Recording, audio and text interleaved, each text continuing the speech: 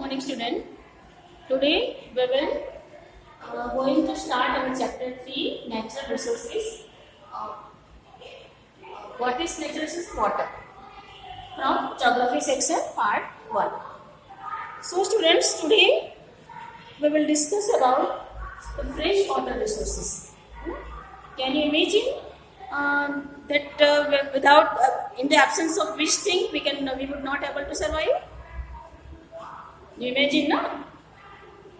Water is the most important resources for our survival. So let's start our chapter 3 natural resources. Everyone open your book. Students, let's continue. Can you think of something without which you wouldn't be able to survive? है ना, आपने कभी सोचा है कि आप ऐसी कौन सी चीज है जिसके बिना आप लोग सर्वाइव नहीं कर सकते हो? Can we imagine our life without water? बिना वाटर के तो हम लोग 1 घंटा भी ना रह सके, है ना? 1 आवर भी हमें वाटर रिस्ट्रिक्शन हो कि आपको वाटर नहीं पीना है तो हमें तो प्यासी लगती चली जाएगी, है ना? तो इसलिए हम लोग इमेजिन नहीं कर सकते बिना विदाउट वाटर हमारी लाइफ को सर्वाइव करना. It is not possible for us. Can we imagine our life without water? Our earth would cease to be the living planet in the absence of this special resource. Living planet जो हमारे अर्थ को कहा जाता है वो seize कर दिया जाएगा अगर एक वाटर सब्सटेंस हमारे स्पेशल रिसोर्स जो वाटर का है या अर्थ पे ना हो तो उसको लिविंग प्लानट के टाइटल से ही उसको सीज कर दिया जाएगा. Water is required by plants, animals and humans for survival. है ना, पानी तो सभी, वाटर तो सभी की नीड है.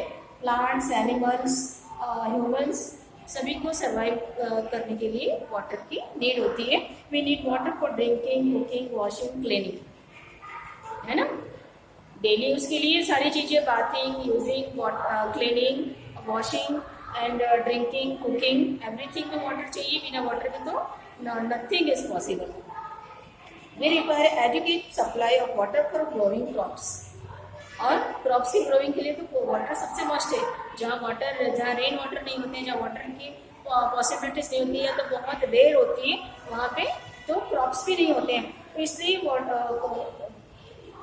Educate supply of the water for growing crops. It is also required in the industries for various purpose. Industries के लिए भी. तो in every purpose, in every requirement, सारी चीज़ों की रिक्वायर्ड क्या होती है? वाटर होती है. The force of falling water is utilized to produce hydroelectricity. जो पानी गिरता है और उसको कैसे यूटिलाइज किया जाए? हाइड्रो इलेक्ट्रिसिटी, है ना. उसको बिजली का प्रोडक्शन के लिए उसको यूटिलाइज किया जाता है. This is one of the main sources of energy required in factories, offices and homes. तो ये one of the main source of energy है जो हमारे घर में, ऑफिस में एंड फैक्ट्रीज में बहुत ही नीडी है. Fresh water resources. Today's our topic is fresh water resources. Our Earth's uniqueness lies in the fact that it has water and hence it is habitable. ये हमारे पृथ्वी पर का एक फैक्ट है कि यहाँ पे पानी और हैबिटेट इसके हम लोग रह सकते हैं. ऐसे यहाँ पे व्यवस्था है. Earth is called the watery planet because 71% of its surface is covered with water. Earth को वाटरी प्लानेट भी कहा जाता है क्योंकि यहाँ पे 71% of water in the its surface is covered with the water. Earth surface covered with water of 71%. But out of this 97.3% exist in the form of oceans, seas, gulfs and bays. बट उसमें से 97.3% किस तरह से वो use हुआ है, वो अस्तित्व रखता है और उसका एग्जिस्टेंस किस तरह से है. 97.3% वाटर का ocean, seas, gulfs and bays. जो खाड़ियाँ होती हैं, समुद्र होते हैं, ओशंस होते हैं, महासागर होते हैं, इन सब में वो कन्वर्टेड है. वो वाटर का जो एक वाटर वो इस रूप में है. वो ओशंस के और गल्फ्स के, बेस के एंड सीज के रूप में वो है. वो पानी वहाँ पे स्टोरेज है. This contain saline water unfit for drinking or irrigation. और ये सारे जो पानी होते हैं, ये सारे वाटर्स होते हैं, वो अनफिट होते हैं हमारे पीने के लिए और इरिगेशन के लिए, ये खेती के लिए भी वो अनफिट होते हैं।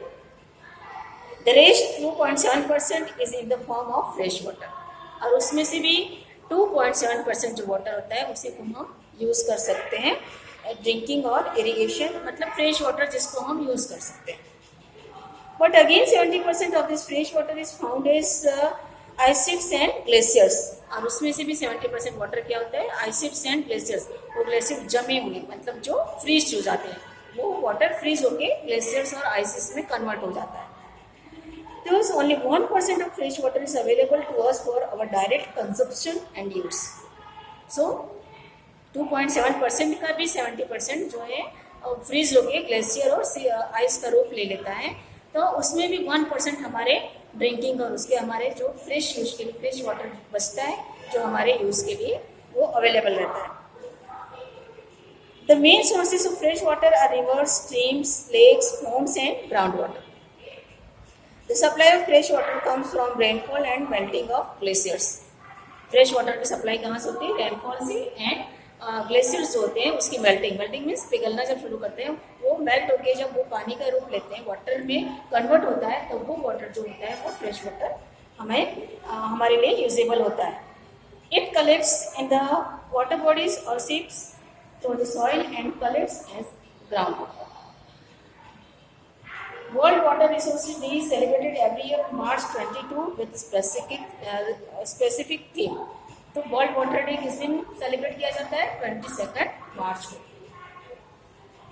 Annual consumption of water, top 6 countries in trillion gallons. Top 6 countries यहाँ पे आपको दी गई है, जो उसका पूरे एनुअल कंजम्पशन मतलब पूरा वार्षिक खर्च कितना है उनका वाटर का, वो यहाँ पे दिया गया है। चाइना 362 ट्रिलियन गैलन्स, उनका खर्च कितना है, 362 trillion gallons. Brazil 95 trillion gallons, Mexico 53 trillion gallons, USA 216 trillion gallons, Russia 71 trillion gallons, and India का कंजप्शन कितना है, पूरा annual consumption 30 trillion gallons. You have learned that water is a flow resource which is renewable and inexhaustible. Renewable means उसको फिर से renewable कर सकते हैं, उसका यूटिलाइज करके और चीज़ें हम लोग प्रोडक्ट कर सकते हैं। तो ये water is a renewable resources. It is because water is renewed. क्यों रिन्यूएबल है, क्योंकि water is renewed, recycled and recharge through the hydrological cycle और water cycle. Hydrological cycle and water cycle के थ्रू उसको रिन्यूड करके, recharge करके and recycle करके उसको यूटिलाइज किया जाता है, तो इसलिए इसको रिन्यूएबल रिसोर्सेज कहते हैं। The change of water from the liquid form to the gases form and then again to solid और the liquid form is known as hydrological cycle. Liquid form of the water is known as hydrological cycle. This phenomena makes water a renewable resources, but in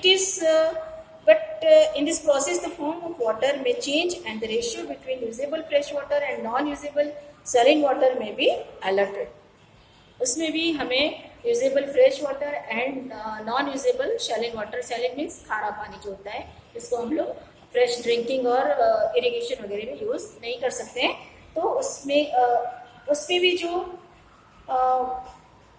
ratio होता है वो उसके लिए alert रहना पड़ता है। Also the distribution of this water में be affected, otherwise नहीं तो उसका अफेक्शन अलग अलग होगा, उसका इफेक्ट अलग होगा उस पर। दिस में result in floods in some parts of the world while some other areas में face water scarcity.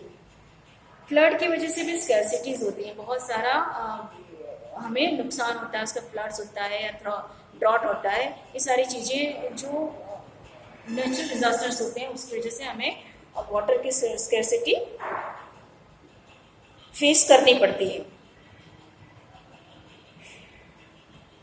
This make us conscious about the importance of conserving the water resources, और इसलिए हमें वाटर को हम कैसे कंजर्व कर सकते हैं, कैसे किस किस प्रोसेस से हम उसको कंजर्व करके हमारे फ्यूचर के लिए, हमारे जब इस तरह की नेचुरल जो डिजास्टर्स आते हैं उसकी उस समय हम उस वाटर को कैसे यूज़ कर सकते हैं, इसलिए उसको कंजर्वेशन के लिए हमें कॉन्शियस करता है ये सब चीज़ें। Water can neither be added nor subtracted from the earth, उसको न तो कम किया जाता है न तो उसको बढ़ाया जाता है। वाटर की एक एक्यूरेट क्वांटिटी होती है, उसमें उसको रिसाइकल करके रीयूज़ करके और हम यूज़ कर सकते हैं, बट उसकी क्वांटिटी को हम या तो न तो घटा सकते हैं और ना तो बढ़ा सकते हैं, तो ऐड कर सकते हैं ना तो सब्ट्रैक्ट कर सकते हैं। Its total volume remains constant. It is in constant motion, cycling through hydrosphere, the atmosphere, and lithosphere through the process of evaporation, precipitation, and runoff. ये सारे जो प्रोसेस है, लिथोस्फीयर, हाइड्रोस्फीयर एंड एटमॉस्फेयर, इसमें cycling करता है और उसकी वजह से क्या होता है कि इस प्रोसेस के थ्रू वो इरिगेशन और प्रेसिपिटेशन, इवोपरेशन आपको पता है ना, आप साइंस पढ़ते हो, एंड प्रेसिपिटेशन मीन्स पानी गिरना, इवोपरेशन भाप बन के ऊपर जाना। तो इस तरह से जो प्रोसेस होता है वो इसमें कन्वर्ट होता है, इस तरह से वो रिसाइकल वाटर का, नहीं तो उसका एक कांस्टेंट वॉल्यूम जो है वो एक उसका एक्यूरेट सी क्वांटिटी होती है, उसमें हम लोग ना एडिंग कर सकते हैं ना सब्स्टिट्यूटिंग कर सकते हैं। तो इसको रिसाइकल करके हम उसको अपने फ्यूचर के लिए यूटिलाइज करके उसको रिन्यूएबल करके हम उसको यूज़ कर सकते हैं। So students, today's our topic is over. We will continue our next topic in the next class. Thank you.